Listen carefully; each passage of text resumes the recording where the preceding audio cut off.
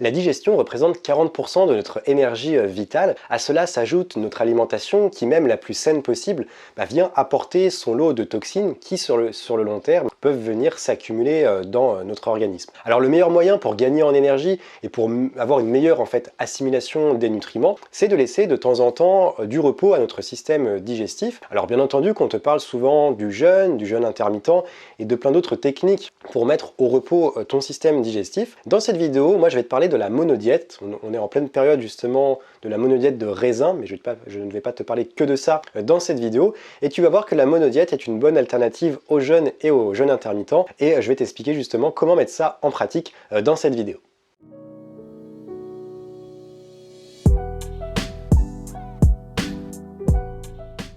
Bienvenue dans cette vidéo, je te laisse mettre ton like en bas de cette vidéo avant qu'on entame le vif du sujet. N'hésite pas aussi à t'abonner à ma chaîne YouTube, juste en bas en cliquant sur le bouton rouge. Il y a plein de vidéos qui vont arriver cette semaine et les semaines suivantes. Et il y a également une formation offerte, les 3 piliers essentiels pour combattre la fatigue qui va arriver en fin de semaine. Donc n'hésite pas à t'abonner pour être au courant de la sortie de cette formation 100% gratuite. Alors juste avant de commencer, je tiens à te rappeler que j'ai ouvert un bon de réduction de moins 25% sur mon guide complet de la détox holistique. Ce coupon de réduction, il expire ce soir à 23h59. Et justement, dans mon guide complet de la détox holistique, tu retrouveras également le guide de la monodiète, dans lequel je te partage différentes monodiètes que tu peux effectuer. Et là, on est en pleine période où c'est vraiment intéressant d'entamer une monodiète. Donc déjà, je vais t'orienter dans le choix de tes aliments, dans la préparation de ces aliments, dans la cuisson, dans la préparation de la monodiète, puisqu'une monodiète se prépare quelques jours avant. Et il y a également toute une reprise en douceur au niveau de ton alimentation à faire après la monodiète. Donc concrètement, si tu souhaites avoir toutes les informations, être guidé étape par étape, je te partage tout ça dans le guide complet de la détox holistique. Puis je te partage également des recettes de smoothies, de jus, des recettes hypotoxiques, des techniques de respiration, de relaxation, des exercices de lâcher prise. C'est un guide ultra complet, sûrement la formation la plus complète de mon catalogue. Donc je te laisse aller voir ça et activer ta réduction qui expire ce soir à 23h59. Tout est disponible en cliquant dans le premier lien dans la description de cette vidéo. Alors en ce moment, nous sommes en plein dans la monodiète de raisin, puisque c'est la pleine saison du raisin, et je sais que c'est un fruit en général qui est très apprécié. Alors je parle pas du raisin liquide, si tu vois ce que je veux dire, mais du raisin sous sa forme brute, ou du jus de raisin également. Et du coup, la monodiète est souvent associée au raisin, donc beaucoup de personnes commencent leur première monodiète en justement choisissant le raisin. Et pour moi, le raisin n'est pas forcément le meilleur aliment pour entamer une monodiète, c'est un fruit déjà, c'est un fruit cru, donc déjà c'est pas adapté pour tous les terrains. Et en plus, surtout, c'est un fruit qui va facilement fermenter en fait dans les intestins. C'est un fruit très sucré et très acide, et donc sur un estomac vide, ça peut quand même faire quelques dégâts. Alors ça va pas être bien grave en général, mais il faut quand même, c'est pas, je pense, quand même adapté à tous les terrains. Donc c'est la raison pour laquelle je voulais vraiment aujourd'hui te parler de la monodiète, puisque tu sais que sur ma chaîne on parle de fatigue chronique, d'épuisement, de burn-out, et tu vas me dire quel est le lien. Et moi le lien je le vois énormément, puisque sur cette chaîne je vais continuer à te parler d'alimentation pour élever ton niveau d'énergie. C'est vraiment un pilier de ton énergie, et la monodiète est très intéressante justement pour les personnes qui sont en situation de fatigue chronique, d'épuisement. Ça permet d'agir sur les organes émonctoires, d'éliminer en fait progressivement les différents déchets qui sont retenus dans les organes émonctoires et qui sont aussi dans les différents liquides de ton organisme. Et la monodiète est intéressante pour les personnes qui ne veulent pas entamer un jeûne, qui ne veulent pas entamer un jeûne intermittent, parce que lorsqu'on est en situation de fatigue, d'épuisement, ça peut déjà faire un petit peu peur. Alors au-delà de la monodiète de raisin, il existe plus de 40 monodiètes différents. En général, on va soit prendre un fruit cru, soit un légume qu'on peut faire cuire ou qu'on peut manger cru également. Après, tout dépend un peu de notre capacité d'assimilation. Et on peut également utiliser des céréales. Alors concrètement, comment ça marche? On va choisir un aliment, du raisin par exemple, ou du riz, ou de la banane, ou de la pomme. Tu en choisis un seul, donc soit un fruit, soit une céréale, soit un légume. Et on ne peut pas faire de monodiète forcément pour tout. C'est la raison pour laquelle je t'en parle dans mon guide complet de la détox holistique. Comme ça, au moins, je te guide et tu fais pas n'importe quoi. Et ça, on oublie de le dire. Beaucoup de personnes te parlent de la monodiète, et du coup, beaucoup de personnes choisissent des aliments qui ne sont pas forcément adaptés pour ce régime alimentaire. Enfin, ce petit nettoyage, ce nettoyage naturel, si on peut appeler ça comme ça. Donc, tu choisis un aliment. Pour commencer, tu peux faire ça un seul soir de la semaine, ça te permet de t'habituer. Et ensuite, lorsqu'on s'habitue, on peut faire ça sur une journée, ou aller même jusqu'à 3 jours consécutifs pour les personnes les plus expérimentées. La céréale, donc par exemple, on parle beaucoup de monodiète de riz semi-complet ou de riz complet. Alors ça va plutôt être à éviter pour les personnes qui souffrent de colopathie. Pour les personnes qui ont un terrain plutôt, des personnes très nerveuses, donc les personnes très nerveuses ou très frileuses, ça peut aller avec.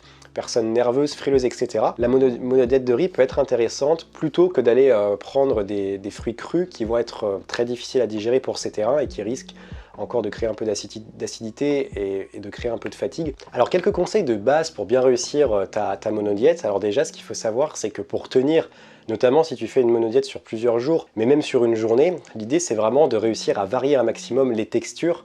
Tu peux aussi varier les cuissons comme je te le disais tout à l'heure, mais surtout les textures, donc n'hésite pas par exemple si tu prends un fruit, à le faire en morceaux, il y a certains fruits qui se font très bien au four aussi, en morceaux, en jus, en compote, en purée. Tu as différentes manières. L'idée, ça va être de varier un maximum les textures pour que le palais puisse y trouver un petit peu de satisfaction. Et il faut également bien mâcher, parce que c'est important de bien mâcher, parce qu'admettons, si tu fais une monodiète de banane, le corps va activer uniquement les enzymes capables de digérer ce fruit, hein, la banane, et donc il va les activer forcément en plus grosse quantité que si tu allais manger d'autres ingrédients en même temps. Toute la journée, alors sur une monodiète de banane, on a le droit de manger entre 8 et 12 bananes dans la journée, ce qui est quand même beaucoup, et du coup forcément que le corps va activer beaucoup plus les enzymes capables de digérer la banane, donc il y a beaucoup de glucides notamment, et forcément que si tu mâches pas assez bien, ça peut provoquer certains problèmes au niveau digestif. Dans une monodiète, on peut également ajouter, alors on n'a pas le droit d'ajouter par exemple des sauces ou des choses comme ça, hein. Admettons que tu fais une monodiète de pommes de terre, tu n'as pas le droit d'ajouter des sauces, etc. En revanche, tu peux ajouter quelques épices, hein, les épices qui ne vont pas du tout être caloriques, quelques épices pour justement apporter un peu de saveur. Tu peux également ajouter un petit peu de jus de citron et à la limite un filet d'huile d'olive. C'est pas hyper recommandé, mais bon, à la limite, si tu en as envie, tu peux le faire quand même. Un filet d'huile d'olive ou d'autres huiles, hein, parce que je parle de l'huile d'olive, mais tu as d'autres huiles qui sont aussi intéressantes sur le plan nutritionnel prises crues. Un autre point important également, c'est de bien prendre en considération la qualité de tes aliments. Parce que forcément, si on fait une monodiète, c'est pour venir nettoyer l'organisme. Et si on va par exemple acheter des pommes qui sont hyper traitées, si par exemple on va aller acheter des pommes sur le marché ou en magasin, en supermarché, sans forcément s'intéresser à la qualité de nos pommes, et bien forcément c'est contre-intuitif parce que si ces pommes-là ont été énormément traitées, tu vas venir encore une fois ingérer des toxines à ton organisme et donc ça va nettoyer un petit peu, mais derrière tu rajoutes des toxines, donc c'est un peu quand même contre-intuitif et surtout contre-productif. Comme durant un jeûne, alors pas forcément un jeûne hydrique, enfin pas forcément un jeûne sec, mais durant un jeûne hydrique, il est recommandé de bien boire. Donc durant la monodiète, c'est pareil, il faut essayer de bien boire, alors sans non plus boire 10 litres d'eau par jour, hein, parce que l'idée c'est pas non plus de sursolliciter les reins, mais respecte bien les 1,5 litre, 2 litres d'eau dans la journée. Si tu peux même élever un petit peu, si tu sens que tu en as besoin, n'hésite pas. Ça va permettre vraiment d'accélérer le processus d'élimination du corps, et ça ne peut faire que du bien, et donc accentuer les bénéfices de la monodiète. Ce qu'il faut également savoir, et l'erreur à ne pas faire surtout, c'est qu'il faut manger à sa faim, mais il ne faut pas à la fois déjà se restreindre, parce que c'est pas le but de la monodiète, sinon autant partir sur un jeûne direct, et il ne faut pas non plus se gaver en ayant peur d'avoir faim, parce que tu te dis par exemple, si je mange que des pommes, je vais avoir faim parce que c'est digéré rapidement, parce que dans ce cas-là, ce que tu fais, c'est que tu manges une pomme toutes les heures à la limite. C'est ce que tu peux faire aussi, ou toutes les 2 heures, si tu as peur d'avoir faim. Donc ce que je te conseille de faire, c'est de manger à ta faim, et comme je te le disais tout à l'heure, de jouer un petit peu sur les textures, sur les saveurs, etc., sur les cuissons. Ça va vraiment t'aider à tenir et ça va éviter de créer de la frustration. Ce qu'il faut également savoir, c'est qu'une monodiète se prépare comme un jeûne. Alors c'est pas aussi strict qu'un jeûne, mais il y a un temps de préparation. Donc 3 jours avant la monodiète, il faut commencer à réduire un petit peu les graisses saturées, les protéines, les glucides et les excitants. Et ensuite tu as ta période de monodiète qui peut durer d'1 jour à 3 jours ou même d'une soirée. Alors sur une soirée, on va pas forcément préparer, c'est surtout une monodiète qui va durer de 1 à 3 jours. Et après la monodiète, on a ce qu'on appelle la reprise alimentaire qui doit se faire en douceur. Et cette reprise alimentaire, elle dure 7 jours. Donc durant les 2-3 premiers jours, il faut consommer uniquement consommer des légumes à la vapeur. On va réintégrer les féculents, mais notamment des glucides sans gluten, de préférence. Ensuite, au bout de 3 jours, on va commencer à réintégrer un petit peu des féculents avec gluten. On va commencer à réintégrer un petit peu des protéines, surtout des protéines végétales. On va commencer à reconsommer des fruits entre les repas. Et ensuite, sur la fin de semaine, sur les 5, 6, 7 derniers jours, on va recommencer à réintégrer des protéines animales, à réintégrer également, si tu consommes un peu de sucre, etc., des glucides, etc. Et là, on pourra manger aussi des fruits voilà, entre les repas, etc. Donc, il y a vraiment des protocoles à respecter pour pas souffrir de troubles digestifs assez importants et pour pas aussi annuler les effets de la monodiète. Maintenant que tu sais un petit peu les différentes étapes et les indications à mettre en place pour commencer une monodiète, et je te rappelle que si tu souhaites aller plus loin sur ce sujet, je te partage un guide complet de la monodiète dans mon guide complet de la détox holistique qui est en promotion jusqu'à ce soir 23h59. Donc je t'invite au moins à aller cliquer dans le lien pour au moins aller voir le programme, ça vaut le coup. Et si je te le propose, c'est que j'ai travaillé le sujet et je sais que ça peut te plaire, hein, ça correspond vraiment à mon audience. Et c'est un guide que j'ai pas mal vendu, donc que j'ai sorti au mois de février de cette année et qui se vend tous les mois très régulièrement. Donc je t'invite à aller voir parce que ça peut vraiment t'intéresser. Alors au niveau des bénéfices de la monodiète, forcément déjà la monodiète va permettre de décharger les différents émonctoires des déchets exogènes, donc qui viennent de l'extérieur, et pathogènes, produits par le corps. Ça va permettre de réguler le pH sanguin, donc en fait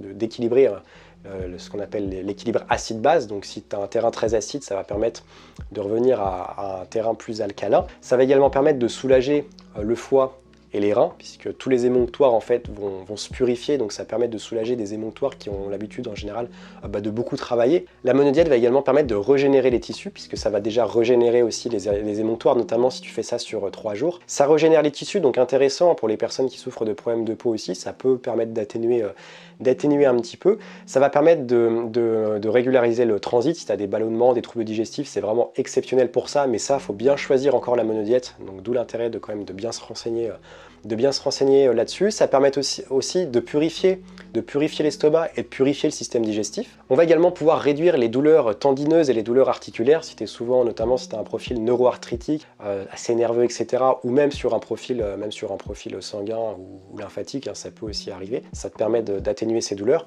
Et ce qui nous intéresse le plus, c'est que ça va permettre aussi d'augmenter ton énergie. Si aujourd'hui tu es en surménage, en fatigue chronique, que tu es dans ce processus-là, ça va vraiment t'apporter de l'énergie de manière plus constante, notamment si tu intègres là, au mois de septembre, octobre, novembre, une monodiète par semaine, ça peut vraiment être une très très bonne habitude à mettre en place. Ce qu'il faut rappeler pour terminer, c'est que la monodiète, elle est quand même, il y a des contre-indications. Elle est déconseillée pour les femmes enceintes, elle est déconseillée pour les personnes diabétiques, elle est déconseillée comme toutes les formes de jeûne, même si c'est pas un jeûne, pour les personnes qui souffrent de troubles alimentaires. Donc maintenant, je te rappelle que si tu souhaites aller plus loin, si tu souhaites avoir vraiment des étapes, si tu souhaites avoir des indications dans le choix des aliments, dans la cuisson des aliments, dans la préparation des aliments, dans la préparation en elle-même de la monodiète, comment faire avant d'entamer une monodiète, comment bien gérer la monodiète sur le plan physique et comment aussi reprendre une bonne alimentation en douceur pour pas complètement redétraquer ses émonctoires après la monodiète. Tout ça, je te le partage dans mon guide complet de la détox holistique que je t'invite à aller voir dans la description de cette vidéo. Donc si je t'en parle beaucoup dans cette vidéo, c'est que la promotion se termine ce soir à 23h59. Ensuite, moi je ferme tout et c'est pas un guide que, enfin je vais pas refaire de promotion sur ce guide avant plusieurs mois, au moins 6 mois. Et ça, tu peux en être sûr, si tu me suis depuis longtemps, tu sais que j'ouvre pas souvent des promotions voilà, sur les produits. En général, il faut attendre 4, 5, 6 mois. Donc je te laisse aller voir ça dans la description de cette vidéo. C'est le premier lien que tu vas voir juste en bas de cette vidéo. Dis-moi dans les commentaires si tu connais la monodiète, si tu as déjà testé la monodiète, dis-moi tout ça dans les commentaires. Tu peux même me dire si tu as l'habitude de jeûner, de faire le jeûne intermittent, etc. Je te laisse également mettre ton pouce bleu en bas de cette vidéo, c'est très très important. Abonne-toi à la chaîne puisque je vais te proposer pas mal de choses, dont la fameuse formation offerte qui va arriver, donc si tu veux pas louper ça, abonne-toi à la chaîne YouTube. Et n'hésite pas aussi à venir me rejoindre sur mes réseaux sociaux qui vont s'afficher juste ici. Je te laisse ici, je te souhaite une très bonne journée, on se dit à bientôt dans une prochaine vidéo. Et comme d'habitude, reste au vert.